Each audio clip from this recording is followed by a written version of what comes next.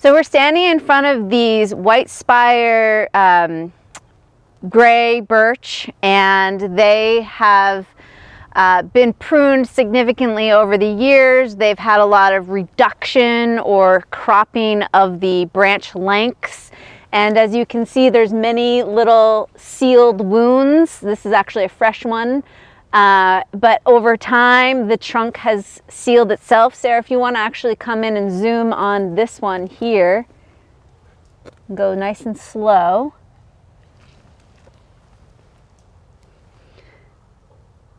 And then this down here as well. So you can see how the bark will seal over the wound properly, and that will close off the opportunity of any pathogens. It closes its vector off, essentially. So what we're going to do here is there's a bit of an odd branch that has been manipulated quite a bit, has the Harry Lauder's walking stick kind of look here of the branch being, you know, forced into growing in all these different elongated points. And so that's basically where it was cut here, then the bud emerged and made into this stem, and then branched out some more here, and then cut again, because that branch kept coming down here, and people walk by, so you don't want to keep having their eyes poked out by the tree. And then another branch cut here, and so on and so forth. So this extended branch are the buds growing in the directions of which they were originally emerging out of the stem. And now we're at this point where it's doing that V crotch here. And in that presentation, we talked about how V's are not really healthy because they produce what's called inclusion wood. And so we don't want inclusion wood because it doesn't actually provide true wood. It's the bark that becomes the active tissue, and it's not a strong connection to that plant anymore, or into this branch any longer. So instead of just cutting it off here, since there's really not much active growth going on at these already previously cut points, if I were to cut right here, I would leave a stub, extended length of stub, without a sealing point of active tissue growing over that seal. That's what's referred to as the bark ridge or the bark collar. And if I don't have that collar anywhere evident here, then I really want to go all the way back to practically where the branch starts to just grow downward, which is not ideal for birch trees as much as possible. And so we're going to go all the way back to the original point of immersion from the trunk here, okay? And that since, you know, I'm short and I'm not able to reach even with my loppers, although the extended telescoping ones I could probably use, but I'm going to demonstrate with a pole saw here. And, you know, what's really neat is I could actually just take my clippers that are in this pole saw. You see that? How I can just clip right there. So I don't necessarily need to do a cut with the saw itself because this is a skinny branch, not even 1 inch thick, okay? So these clippers should be able to clip. I have to just get my saw oriented around it, okay? So now I'm right over.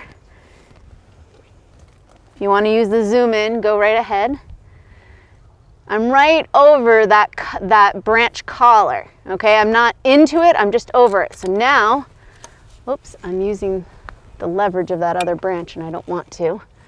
Yep, see this little baby branch? Oh, well, it's not letting me go downward. So this is not a good angle for me, so I'm actually gonna have to go back around.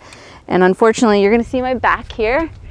But here we go. You can come back into this point. Do you see that? Now I can actually clip this. And I sharpened these lopping. Don't pull, don't pull. Thank you. You actually never want to pull because what happens is you end up ripping the bark, and you don't want to rip the bark down. Wonderful. Okay, now what's problematic here is I still have a little bit of this stub emerging because, and it will take that much more energy for this bark collar to try to go up and around that. So I'm going to have to shave that off, and I can shave that with my saw. And again, remember, you only cut on the backstroke. Lift, cut, lift, cut. Takes a little patience.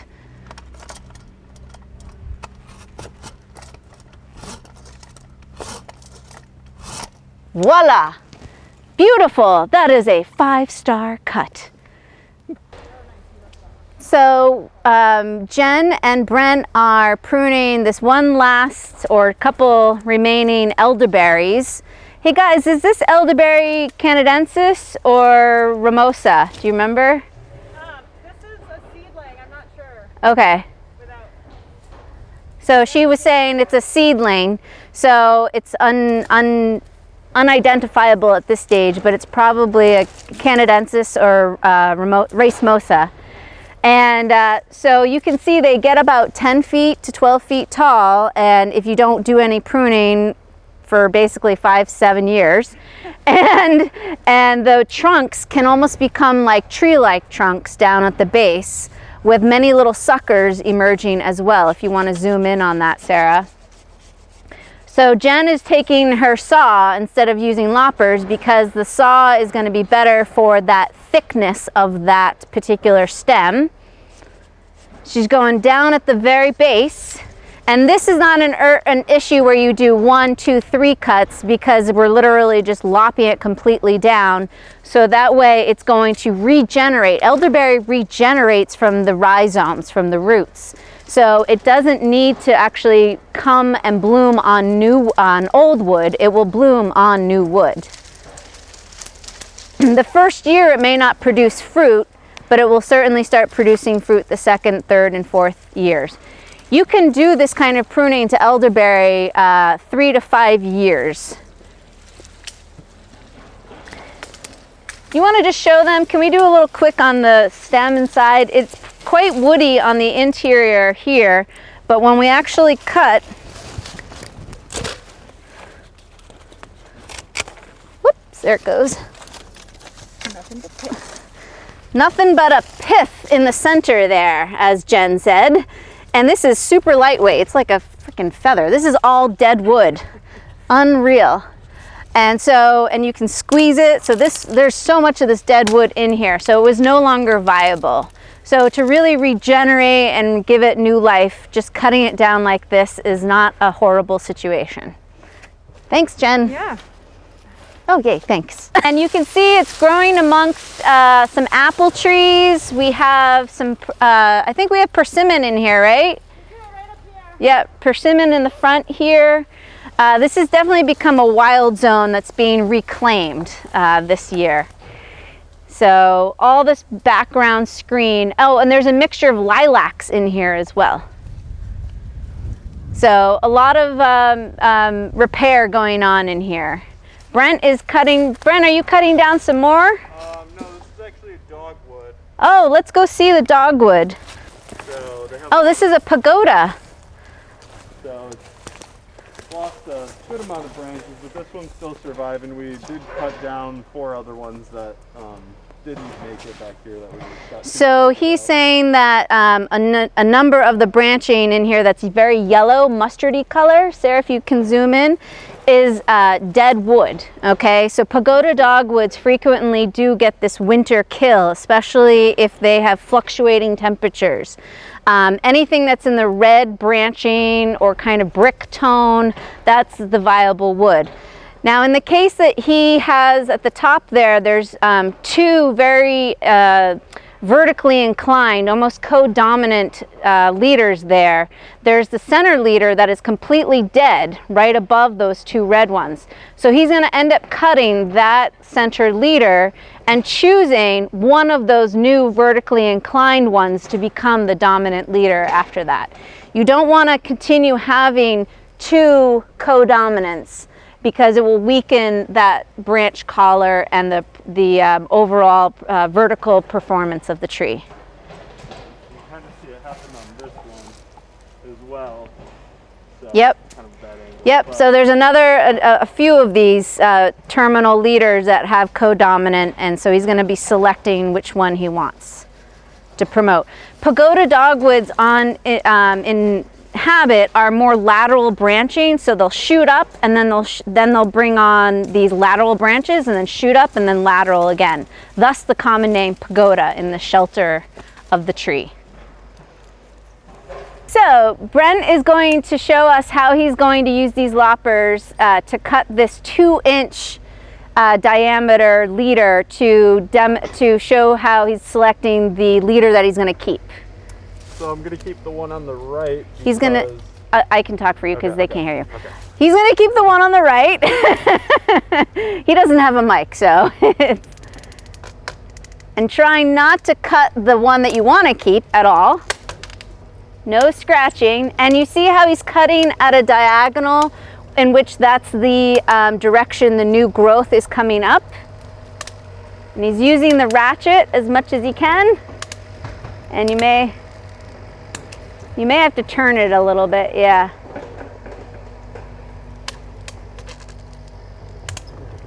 There we go, beautiful. So if you zoom in, and what he may do is use the saw to fine tune that cut as well. But if you zoom in, Sarah, you can see the center core, the heart of that wood is completely rotted. So there's definitely some kind of canker disease going on in there. Great. Are you able to reach with the saw, do you think, Brent? That you can fine tune that cut, or do you?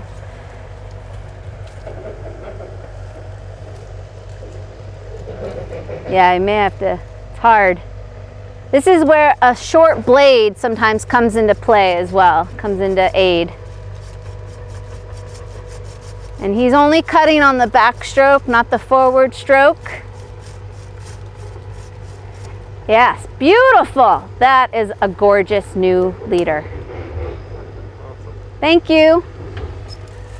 So if this were okay, if this center was a healthy center and I only really wanted to rectify this branch or cut it off, I'm going to go right to this.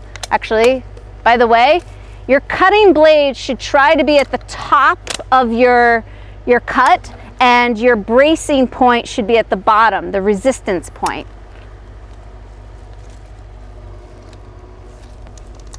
And I ratch, and then I open up. And by the way, dead wood is the hardest wood to cut if you haven't ever experienced that. Oh, nice. Scratch myself. That's the other thing. Pruning is very hazardous, so be careful. You may want to wear safety glasses. I laugh now, but it's hurt my eyes in the past, so I'm just going to try to refine this cut. And the reason why I shifted it is just so I can get my blade a little closer. Don't be a lazy pruner. Always fix your cuts if you can. And that's why a saw is sometimes the more effective means for fine-tuning that cut. And then you're not going to rip it anymore. So this is a perfect example of what not to do. Come zoom in. Brent, would you like to show them how to repair that wound with your saw? Sure. All right, since you have the saw and the vertical capabilities, unlike me. So, the saw is not fast. There.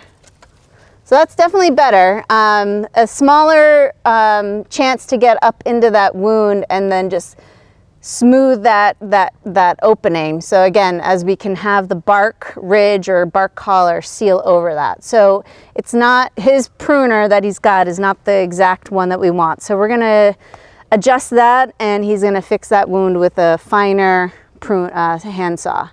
In general though, this whole leader is going to be removed. Yeah, do you want to just fix it down there?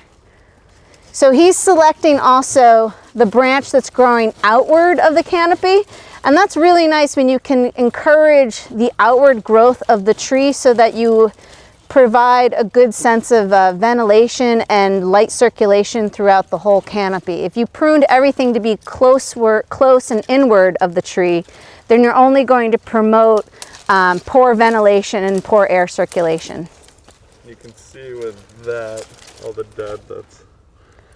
All that yellow, and where it turns into being healthier, but we, again, chose to thin this out. This is a selective pruning process. Thank you. So this branch has definitely fractured from the rest of the tree, and over time, the tree has actually started to seal itself over. So if you are able to turn your camera into this point here, Sarah. Harder. You can somewhat see, can you see that opening right here? Mm-hmm. And so the bark has started to curl inward, and this is probably about a 3-4-year-old sealing point right now. So the trees, if we didn't prune, oftentimes trees and shrubs will localize on their own and do some of the recovery on their own. Fortunately, this fractured at a point where the main leader and the branch are connected. But if this break had been down here, there wouldn't have been that opportunity for the branch collar to seal the wound over here. So this is to the benefit of the tree and that it could seal itself over. But I'm going to just help kind of aid along in the process and fix that cut. Again, sharp blade on the top, cutting down into the resisted point of the pruner. Wonderful, nice and clean.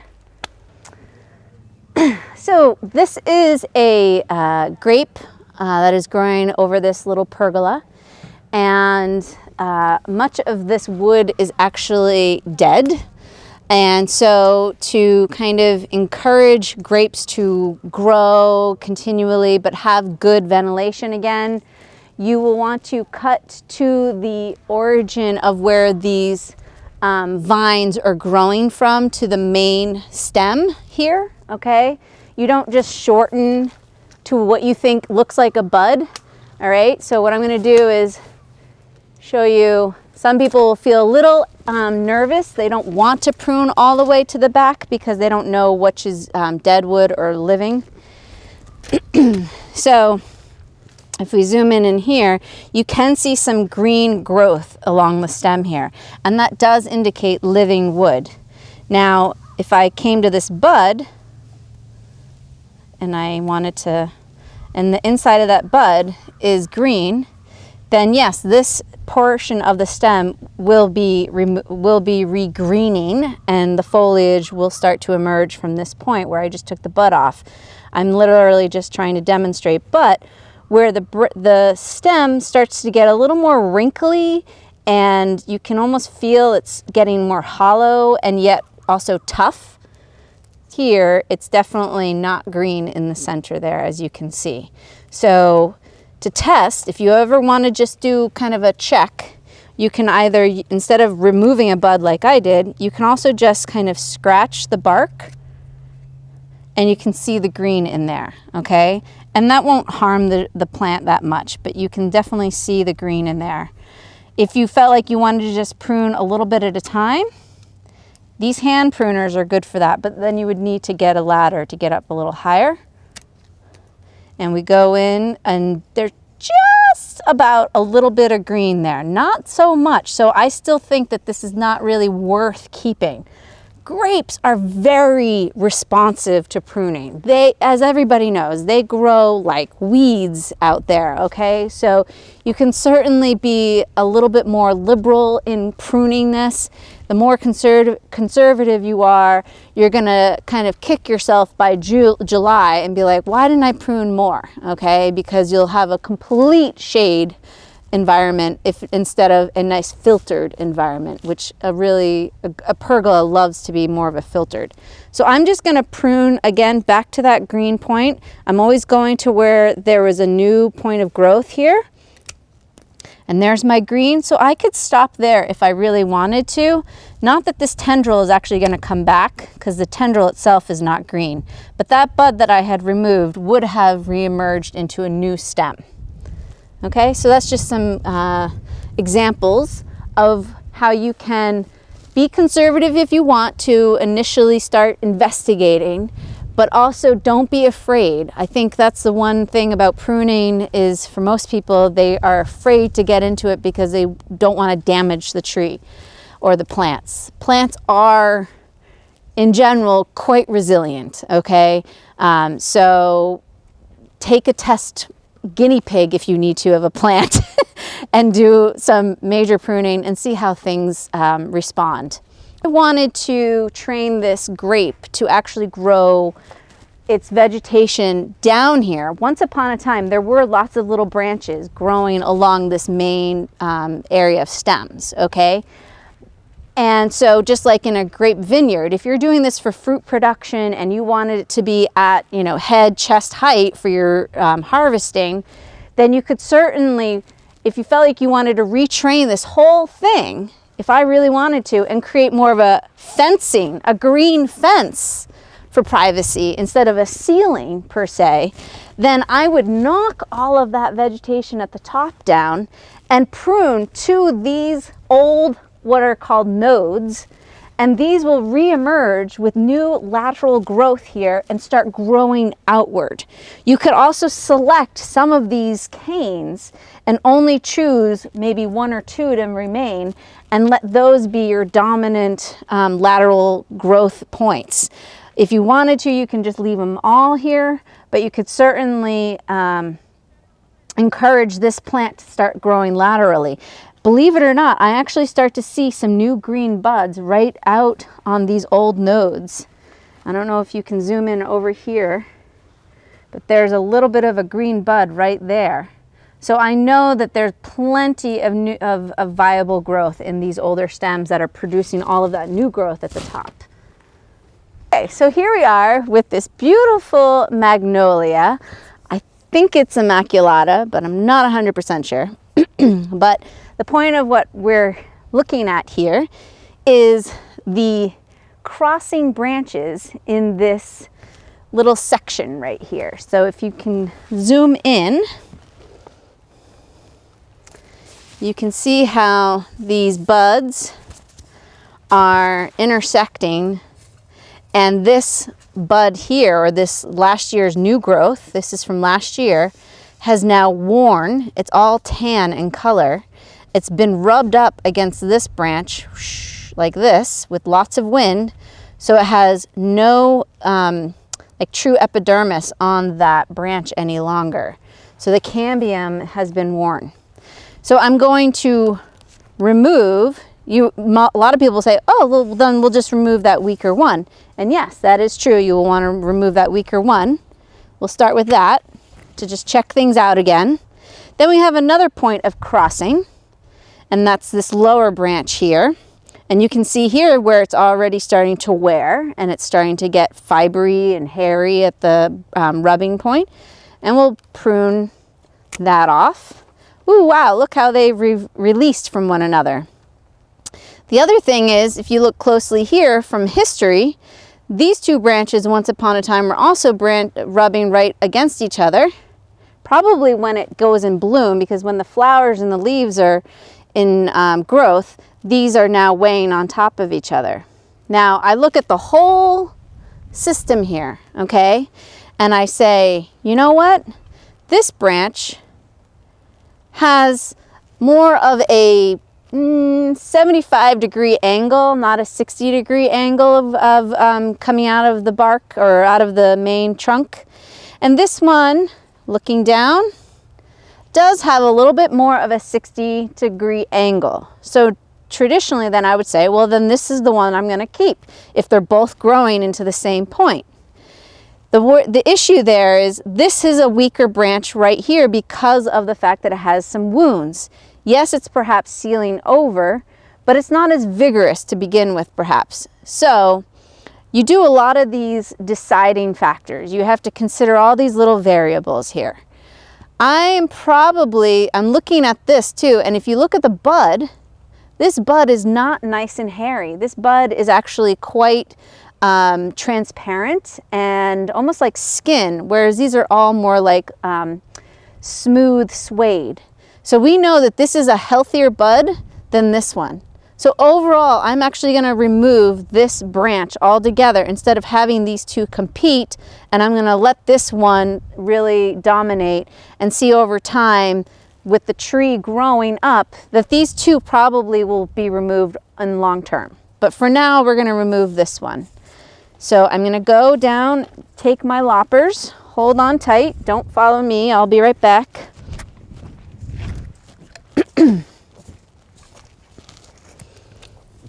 Okay. Oops, sorry. And I'm going to remove here, not here, okay, because I don't want to encourage these things to grow up into the center. That's just going to create more light disturbance into the center of the tree. Oh, now my telescoping's working. How ironic. I don't need it now. Ratchet. Beautiful, nice, smooth cut. That's exactly what I want.